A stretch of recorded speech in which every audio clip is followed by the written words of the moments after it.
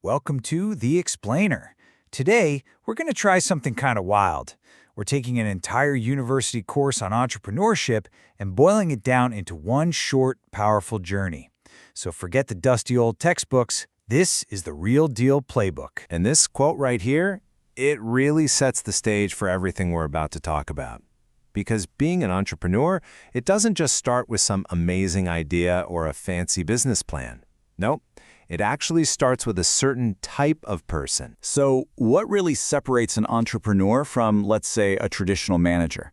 And spoiler alert, it's not about the job title. It's a completely different way of seeing the world and the resources around them. Okay, so check this out.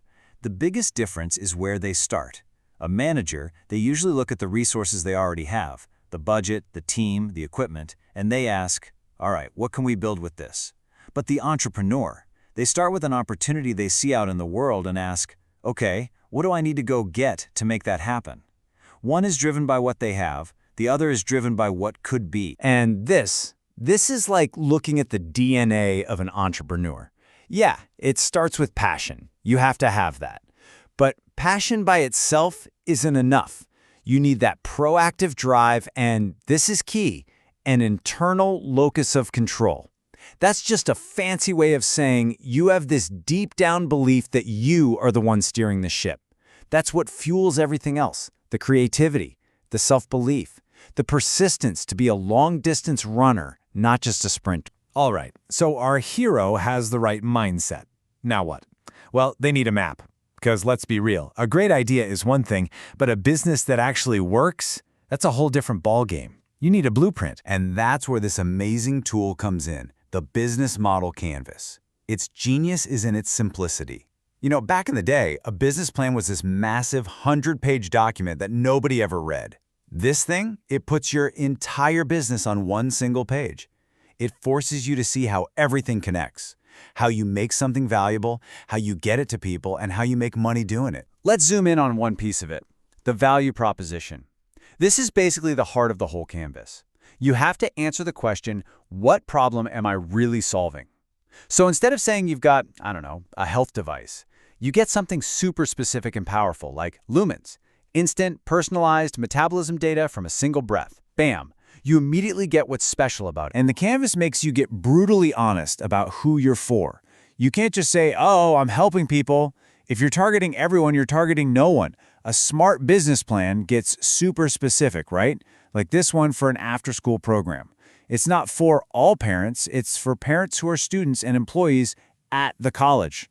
That's a very specific group with a very specific problem. So, when you put it all together, these 9 blocks tell the whole story of your business. I like to think of it like this. The right side of the canvas, that's your front stage. It's everything the customer sees, who they are, what you're offering them, how you make money. The left side, that's all the backstage stuff. The key things you do, the resources you need, the costs.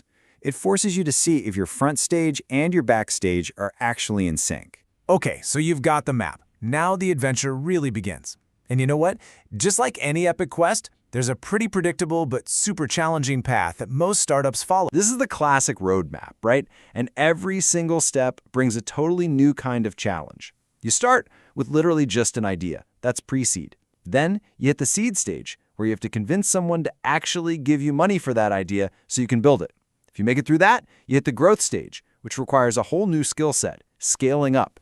And for many, the finish line is the exit, getting acquired or going public, which is the ultimate validation of the value you created. Now, a super important tool, especially early on, is the MVP, or minimum viable product. You know, the founder of LinkedIn has this famous saying, if you're not embarrassed by the first version of your product, you've launched too late.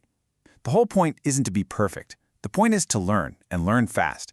It's the quickest way to find out if your brilliant business plan can actually survive contact with real customers. So how do you speed this whole process up?